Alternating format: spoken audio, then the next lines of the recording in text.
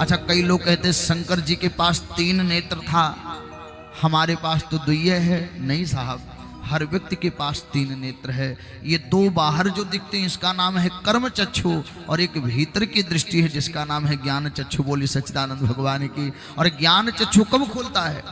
जब आप योग करते हैं, प्राणायाम करते हैं, ध्यान करते हैं, धारणा करते हैं, समाधि करते हैं, तब वो है नेत्र खुलता है। जब सत्संग करते हैं, जब संतों के चरण में बैठते हैं, जब गुरु के प्रति आदर रखते हैं, जब विद्वान के प्रति आदर रखते हैं, जब माता पिता के प्रति समर्पण आपका होता है, जब गौ के प्रति आपका समर्पण होता है, जब राष्ट्र के प्रति आपका समर्पण होता है, तो तीसरा नेत्र आपका खुल जाता है।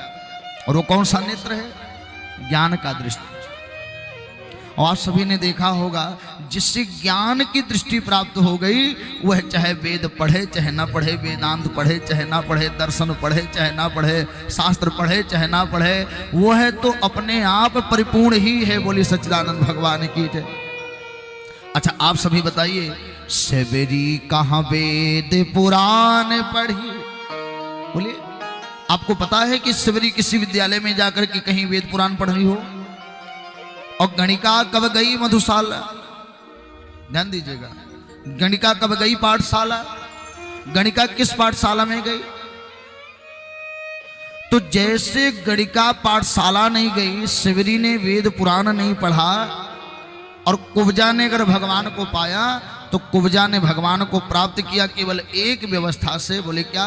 कुब्जा ने चंदन घिस डाला, चंदन घिस करके उसने भगवान को प्राप्त कर लिया, है ना?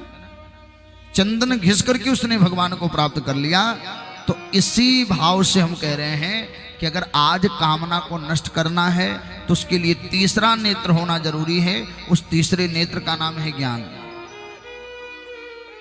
और ज्ञान है तो आपके लिए कोई अपना नहीं है, आपके लिए कोई पराया नहीं है, आपके लिए कोई छोटा नहीं है, आपके लिए कोई बड़ा नहीं है, आपके लिए कोई अकिंचन नहीं है, आपके लिए कोई संपन्न नहीं है। इसलिए आप सभी के पास तीसरी दृष्टि होनी चाहिए, जिसका नाम है ज्ञान की दृष्टि।